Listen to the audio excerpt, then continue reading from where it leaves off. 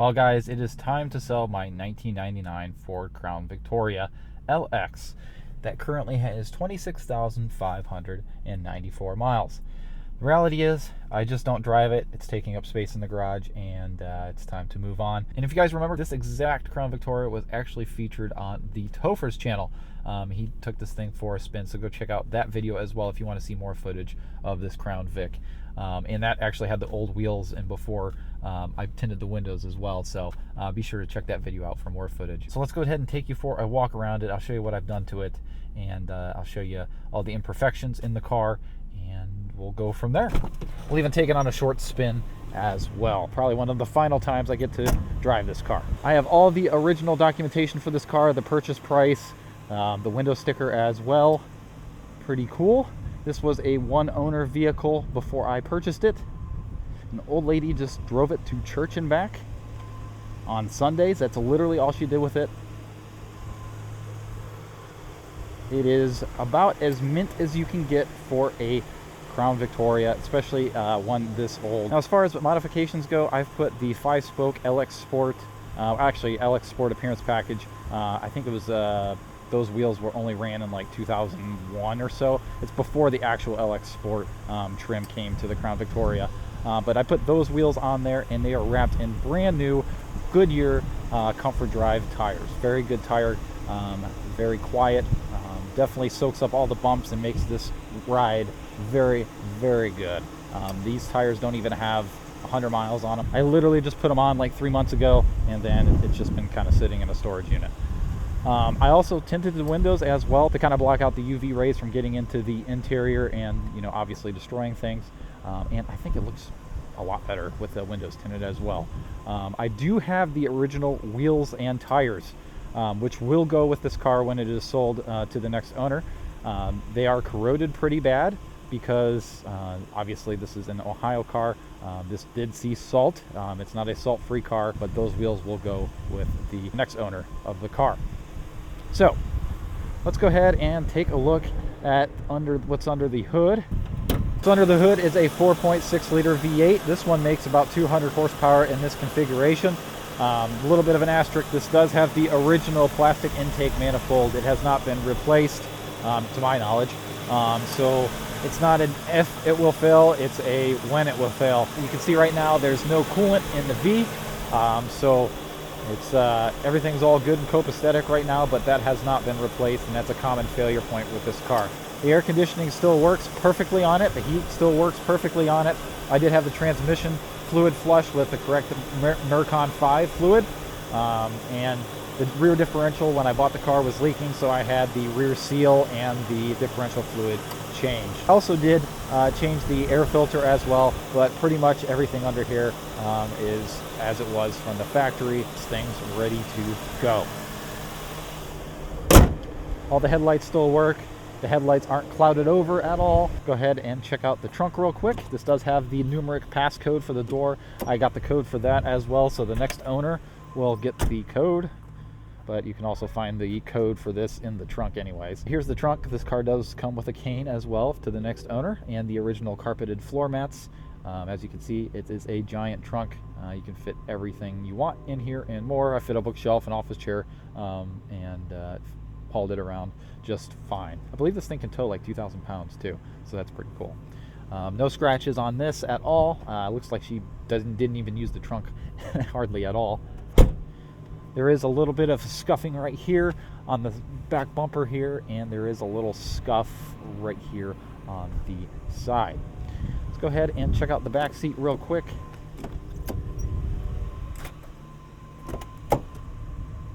Nice leather seating surfaces.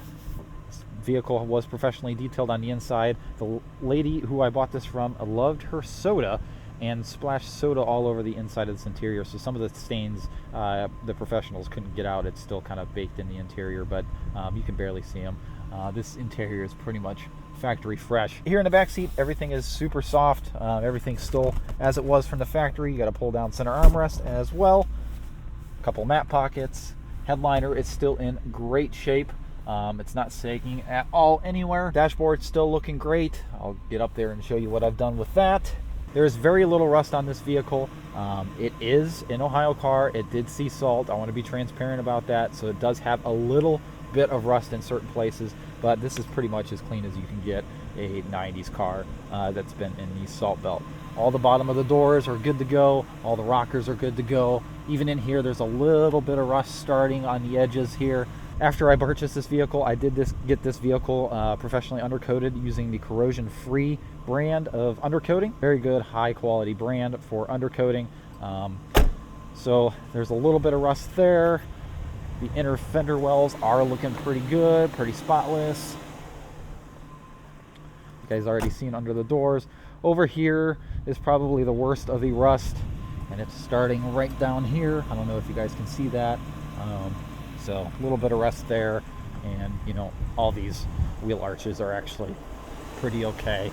They're not even, ouch, and they're not even soft at all. They're still pretty sharp from the factory. There's a couple dings and dents on the car. I mean, there's a dent there, and a couple door dings as well. Obviously, I did not do that. Driver's seat has seen some wear. I did put some leather reconditioner on it, and you know, really got the leather, brought the leather back to life. There is some wear here where she was getting in and out of the vehicle. Did put WeatherTech mats in as well.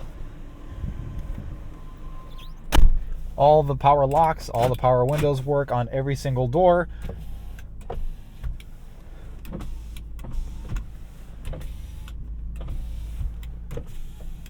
As you can see, both power mirrors work. You can move that out as well.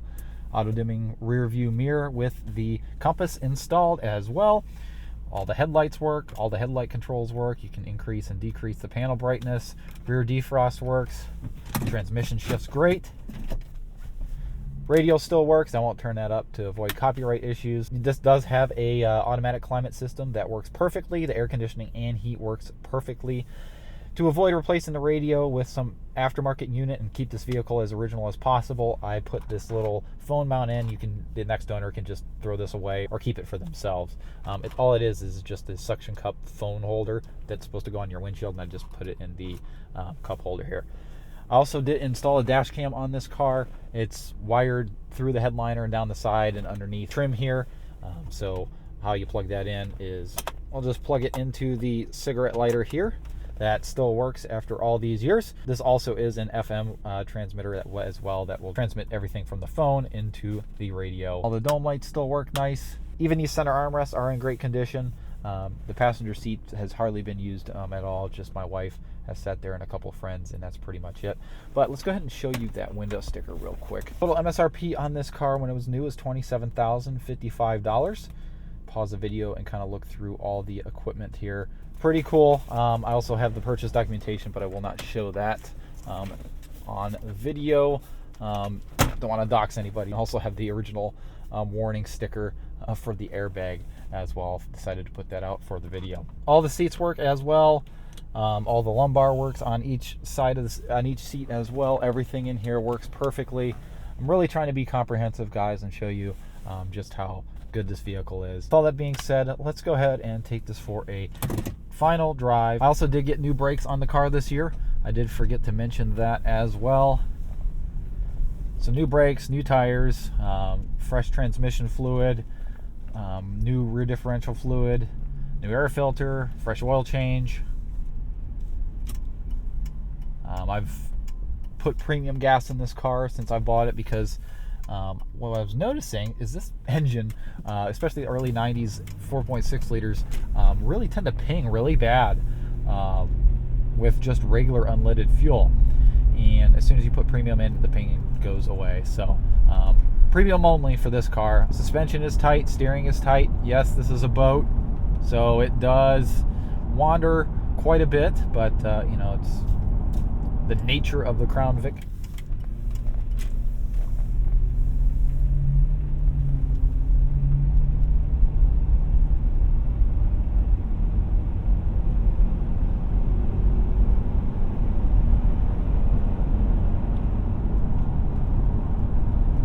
Transmission and engine are super smooth.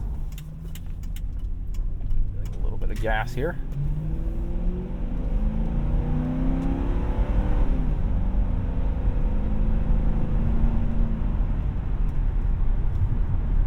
Runs pretty strong.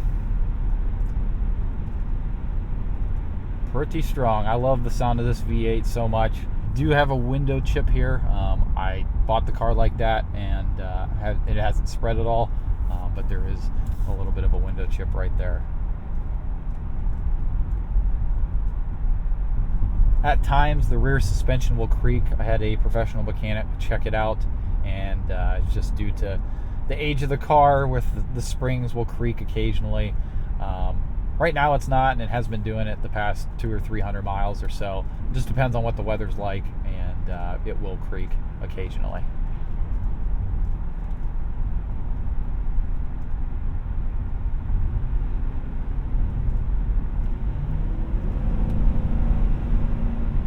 Downshift's great.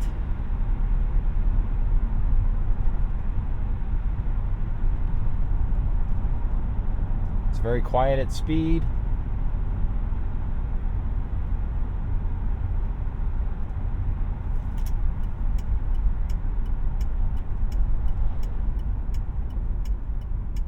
Brakes feel great as well. I would certainly hope so, because they're brand new.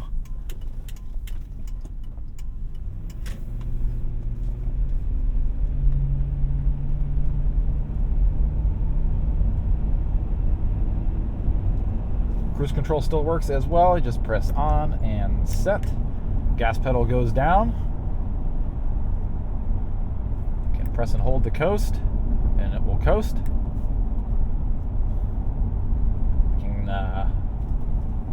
Hit the brakes and resume. It resumes. Off turns it off.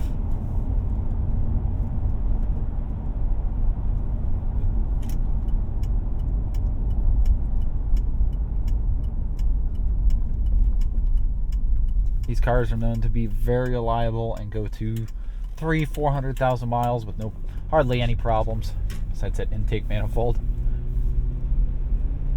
I'm sure the next owner will appreciate this more, and maybe can drive it more than I have to get to that 300,000 or 400,000.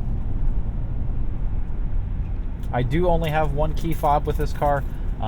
The lady kind of lost her other key fob, so didn't get a chance to get another one. I've enjoyed this car. I've enjoyed my ownership with this car.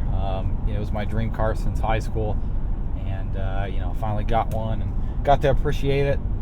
And now it's time to let it go and let somebody else appreciate it that's been in the Crown Vics too. Now that you guys have heard and seen everything, I think I've pretty much talked about every detail on this car, maybe a little bit out of order. If you're interested in this car, reach out to me on Instagram, or I'll have a different way to reach out to me in the description below. I'll probably do a Craigslist listing or something like that. So yeah, guys, this is it, the 1999 Ford Crown Victoria. This is your chance to own a pretty much factory fresh, a good example of a 90s Crown Victoria. And yeah, hope you guys enjoyed. Thank you so much for watching. I will miss this car, but it's time to let it go because I don't drive it. Thank you guys so much for watching, and we'll see you in the next video. Take care, everybody.